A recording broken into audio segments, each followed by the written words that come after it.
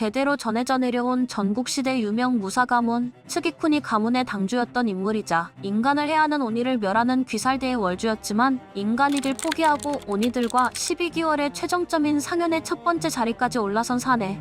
무사이자 귀살대 그리고 도깨비, 복잡하고도 흥미로운 삶을 살았던 코쿠시보라는 인물. 그의 이야기는 전설이자 비극이었습니다. 한 사람에 대한 질투심과 애증으로 가득 차 있던 인생이었죠. 그는 왜 귀살대의 주였던 위치에서 오니로 변하게 되었을까요? 오늘은 코쿠시보라는 최강의 오니에 대한 이야기예요. 인간이었을 적 코쿠시보는 쌍둥이로 태어났고 이때부터 그는 한평생 비교할 수밖에 없었던 쌍둥이 동생과 함께하게 됩니다. 코쿠시보의 원래 이름은 츠기쿠니 미츠카츠. 아이러니하게도 그의 이름은 강하게 이겨나가라는 뜻이 담겨져 있으며 강한 무사로 자라나길 바라는 아버지의 염원이 담긴 이름이었는데요. 이처럼 몇 초 차이로 장남으로 태어났기에 아버지의 모든 기대를 짊어지고 자라났습니다. 기대에 따른 가문의 뒷받침도 모두 미츠카츠의 몫이었어요. 반면 쌍둥이 동생 요리이치는 그와는 달리 당시 쌍둥이는 후계 싸움을 일으킨다고 불길하게 여겨졌던 터라 후계 문제로 나이가 먹으면 절에 들어가서 승려가 될 운명이었죠. 검술과 관련된 모든 훈련과 교육은 미츠카츠에게 집중되어 있었고 이때만 해도 가문의 정통 후계자로서 모든 것을 가진 자신과 달리 항상 소외되었던 동생 요리이치를 불쌍히 여겼습니다.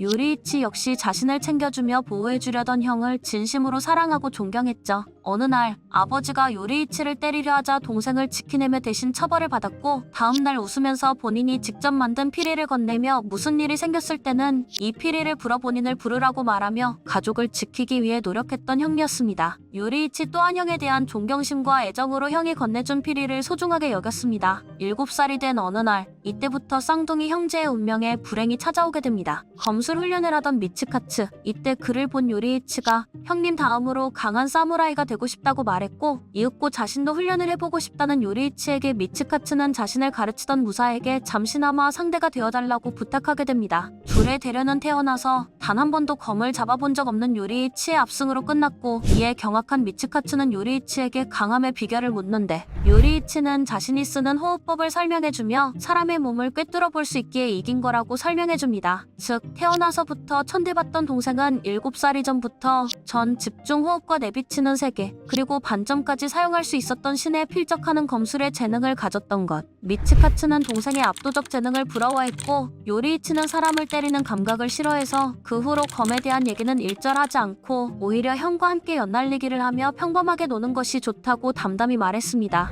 하지만 요리이치와 무사히 대련은 당주였던 아버지에게까지 이야기가 흘러가게 됐고 무한한 재능을 가진 동생 요리이치에게 자신의 자리가 위협받고 있음을 깨닫게 되는 미츠카츠였는데요. 차남으로 태어났음에도 검술에 대한 천부적인 재능을 지녔고 태초의 호흡, 해의 호흡을 깨친 사용자이자 신의 재능을 가졌던 요리이치. 미츠카츠는 아무리 노력해도 본인보다 훨씬 뛰어난 검술을 지닌 요리이치를 따라잡을 수 없었고 저 먼 곳에 있는 검술의 재능을 가진 동생을 미워하며 질투심과 열등감으로 요리이치를 애증하게 됩니다. 요리이치는 이미 자신의 존재가 형에게 걸림돌이 되어버린 것을 깨달았고 병약했던 어머니가 세상을 떠난 날 미츠카츠의 방에 찾아와 어머니가 돌아가셨으며 자신은 조금 더 일찍 절로 떠날 거라고 작별을 고하며 형을 위해 가문에서 스스로 떠나갑니다. 미츠카츠의 담담한 독백. 나는 그저 요리이치, 네가 되고 싶었던 거다 라는 말에서 알 수 있듯이 검술의 천재이며 모든 면에서 완벽했던 요리이치를 보며 자란 미츠카츠는 오로지 동생을 뛰어넘기 위해 길고 긴 한평생을 바쳐 살아가게 된 것이죠.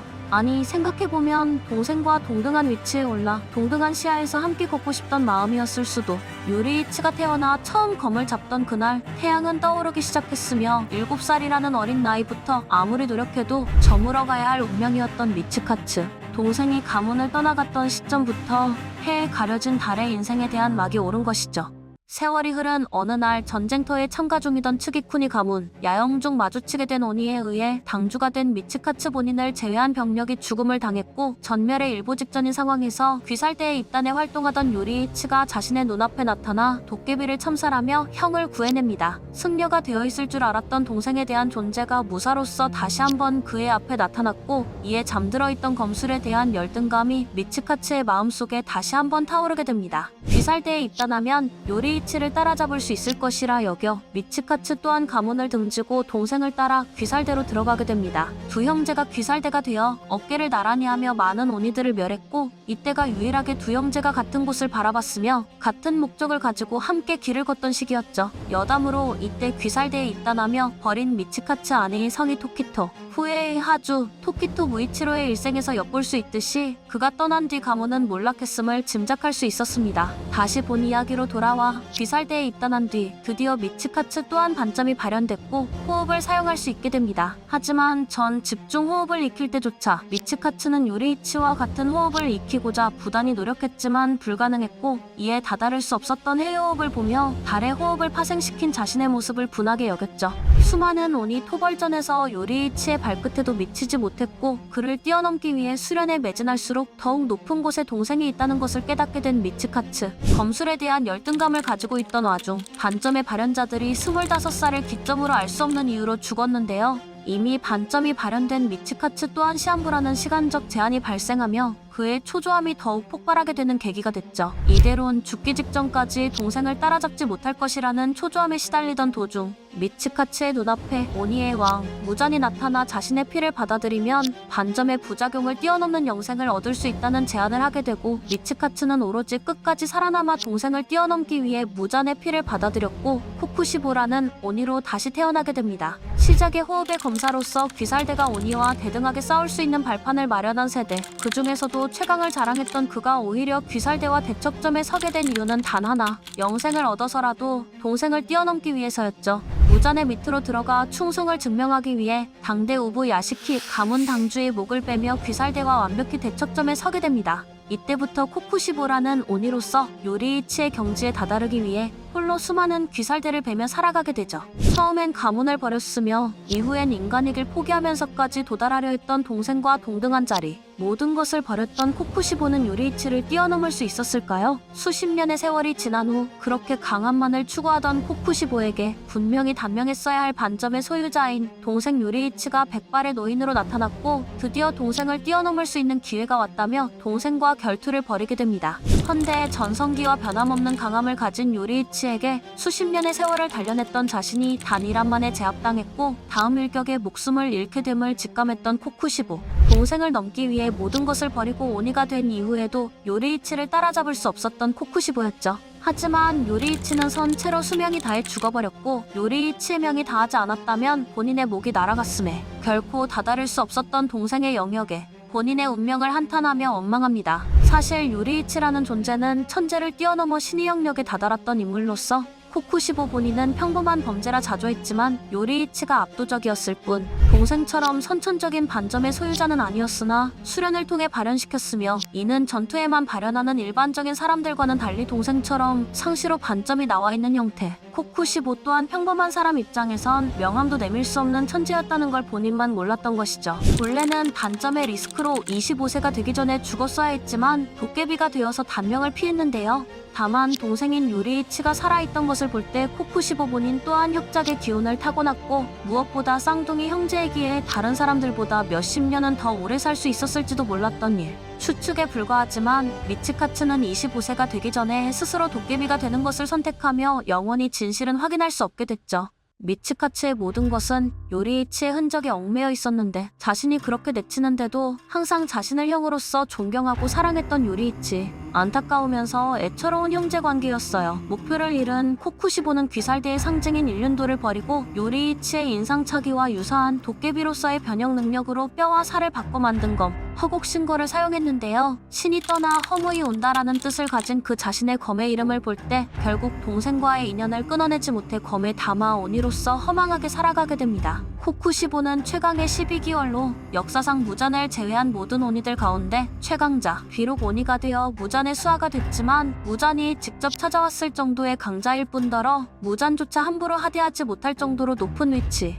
가이드북에선 상하관계가 아닌 비즈니스 파트너 관계였다고, 오니가 된 이후로도 끊임없이 수행하고 갈고 닦았으며 명성에 걸맞게 실제로도 12기월이 창설된 이후 단 한 번도 상현의 최강자의 자리에서 내려온 적이 없다고 전해지며 작중 보여준 전투력은 무잔조차 능가했습니다. 최종 국면편에서 베일에 쌓였던 그의 능력이 구체적으로 드러나며 이는 그야말로 경악스러울 정도. 오니의 신체 능력, 초재생 능력, 혈기술, 전, 집중, 호흡, 반점, 내비치는 세계를 모두 가진 인물. 다른 오니들과는 차원이 다른 강함을 보여줍니다. 검술 또한 수백 년을 연마해온 터라 기술의 종류나 정밀도 그 모든 면에서 역대 최고라 평해지는 현 귀살대의 주들과 비교해보아도 코쿠시보가 압도적으로 우위에 서 있는 모습이었죠.